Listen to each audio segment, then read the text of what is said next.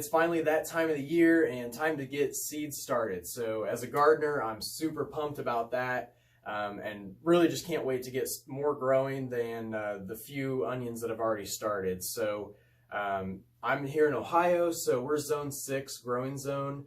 So basically all I've started are onion seeds, but today I'm going to get into some more of those cold hardy crops, such as some more onions, lettuce, broccoli, spinach, and then some other leafy greens. So through this video, basically I'll talk about those crops and some other cold hardy crops that you can get started now, whether in your greenhouse or in your indoor seed starting setup.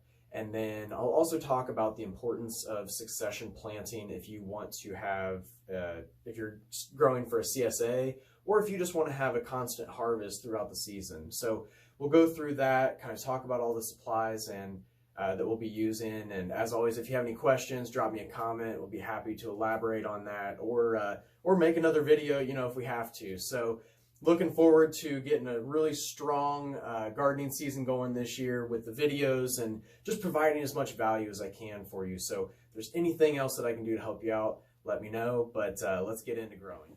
All right, and if you were able to see my actual garden plan, you'll see that number one, I didn't even have broccoli on there, so that was kind of a last minute add on my part.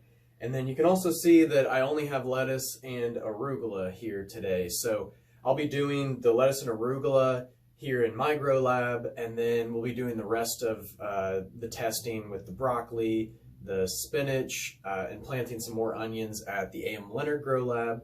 So it'll be interesting to kind of show the difference between the setups there too. But the most important thing today is just to get the seeds started. So if you're growing lettuce, you want to grow a lot of it, I'd say your best bet is to use a 288 cell tray. So as you can see, there's 288 cells in it. And the cells are very small, 1.25 inches in depth, and I believe in width there. So very small cells, which number one makes it very difficult to water. As you can see, this is a very short tray, so it's not even touching the bottom here.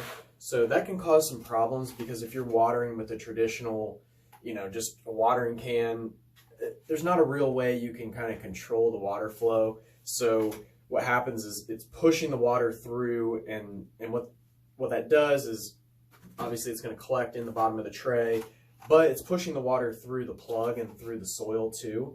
So when that happens, you're forcing the roots to go where the water is going. So it will force those straight down. You'll get these long stringy roots coming out of the bottom. So I've got a solution for that that I'll show you once we get to the grow lab at A.M. Leonard, but just something to make you aware of. So the good thing about this tray sitting up above and having some air underneath of it is you're going to have better airflow, but also it's going to create that air pruning effect. So when the roots hit air, they die, so that root tip will die, and then what happens there is a flush of growth comes off of that death. So it's kind of just a self-defense mechanism of the plant, but it's also going to help give you that nice dense root system. So that's what you're looking for, with any plug that you're going to be planting out, but especially like onions, that's just a root crop. So developing a strong root system is a huge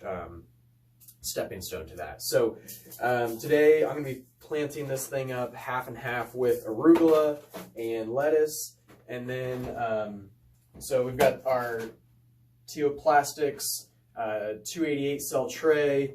Got these white Teoplastics carrying trays with no holes in the bottom, which is what we need since we're going to be indoors. You don't want that, getting everywhere. Typical growers will have holes in their trays, but we don't want that. And I've got soil mix BM2. This is a Berger mix, and the BM2 is a germination specific mix. So, what the big benefit with it is that the perlite, so that white stuff that you see in soil, the perlite in this is much finer. So it's not going to clog up these holes. It's going to give you a nice consistent mix and something that's going to fit in trays of all sizes. So I wouldn't necessarily recommend this for like a 5-gallon pot or something, but I actually did put it in a few 5-gallon pots just because I had some extra, and I had, you know, amazing lettuce that grew out of that. So I guess it maybe just depends on what plant you're growing in there, but this is a germination specific, so keep that in mind. I bought 2 giant bags like this, and I don't think I'm going to be able to go through it. So from here, I'm just going to fill up the tray. So open this bag. Hopefully not make too much of a mess here. So I would highly recommend getting something, actually, what you're going to want to do is put the soil up on the same level as you. That'll keep it, at least keep the mess on the table. Drink my coffee before it gets muddy.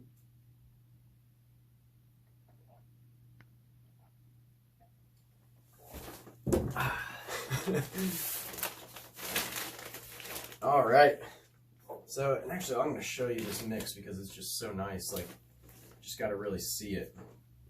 So, hopefully this doesn't fall. Yeah, it's so nice. It like kind of looks like a brownie mix or something. So let's focus in. So look at that. It's just really nice, rich soil. Once I get down to a little bit more manageable level here in the tray or in the bag, then we'll get a deeper look at it. But you know, basically, you just want to get a cup, get a pot, something like that to scoop the mix out of the bag. And then what I like to do is just dump it all in the middle. Get a nice steady, you know, get a good amount. All right, so once you get your tray fully filled, you know, just make sure to clear out any dirt or any soil that had fallen underneath the tray, and then make sure you're nice and full. Then take an empty tray, push it over the top, and just do a gentle press. And that'll give you a nice gentle compaction. And then basically from there, we're just going to be planting seeds. So this is this is kind of the tough part, you know, especially if you don't have like a dibbler, you know, something to make those individual holes. So for me, I think I'm going to try it out, you know, just trying to press them into the soil just to see how that works. But I have found in the past that it's worth taking the time to go through, dibble each hole, and then go back through and try with this, you know, and then put the seeds in. But we'll see how this goes and amend it as we need, I guess. So the first one that we'll be starting with here is it's a variety from Johnny's Seeds called Salanova Green Sweet Crisp. So this was something I had gotten from John, who we are connected on Instagram. He's a farmer as well. So John, really appreciate this. And I know you said they were a little old, but I'm thinking that they'll still do pretty well. So first ones that we'll plant are Salanova sweet lettuce. Then we'll add in some concept lettuce. This is from Seeds of Change. And that was a really good one for us last year. Slugs loved it too. And then the last one that we'll be planting as far as the lettuce is Butter Crunch. So I'm half tempted to fill this whole tray with lettuce, but what I'll probably do is like do 2 rows of each of the lettuces, then add in some arugula. You know, you don't need as much arugula as you do with the lettuce, but you know, we just have to think about the fact of like, you know, each one of these columns here, the rows has 12 cells. So, you know, 12 is basic, you know, I guess, yeah, if we fill up 2 rows, you know, that's 24 heads of lettuce. You know, that should be enough to kind of keep us going for 2 to 4 weeks. So yeah, that should be perfect of hitting like 24 of one type, 24 of another. That'll keep, give us a ton of produce. And then basically I'll keep a couple extra rows so that we can plan that out. So in another 2 weeks, I'll add another 2 rows, another 2 rows, wait another 2 weeks, add another 2 rows, wait another 2 weeks. So that's the process of succession planting.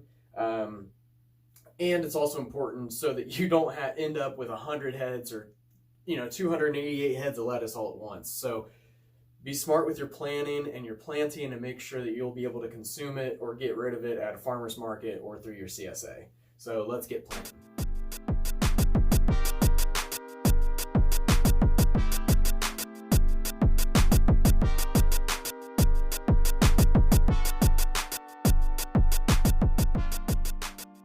I'm going to hold off on the butter crunch. So for right now, we just planted Concept and Salanova.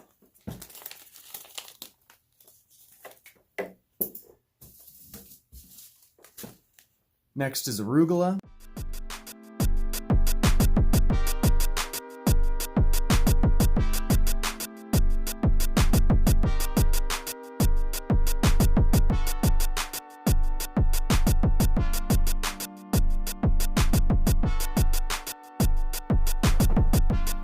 All right, so the last step here is just to water everything in. So we hope that this is enough to get all the seeds to stick into the soil here, and I'm just going to overly water it just to make sure that does happen. This is a really nice watering can that Kyla got for me, and I would highly recommend this one just because it has a nice slow stream. So that's perfect for for these kinds of trays, because they don't, you can't be forcing a ton of water through these trays. You've got a very limited amount of soil. It's a very small tray space, so a little bit of water goes a long way, but make sure you get them watered in, kind of tuck those seeds in nice and tight. And I can see some of the seeds kind of soaking in here, but I'm definitely going to have to kind of go back through and really, push them into the soil, kind of tuck them in for the night. And then, basically I think we're good to go. We're going to have a ton of lettuce, on deck for us now. And, for me, the most important thing is just to keep things going. I'm going to be keeping everybody up to date on what we're growing for our CSA this year. Kind of, keep you up to date on tips, growing hacks, and just anything I can do to help you with your garden this year. So thanks for watching. And actually, we're going to kick over to the Grow Lab at A.M. Leonard, where I'm going to be planting some onions and broccoli. So I'll show you some of those supplies as well. So thanks for watching. As always, I appreciate it.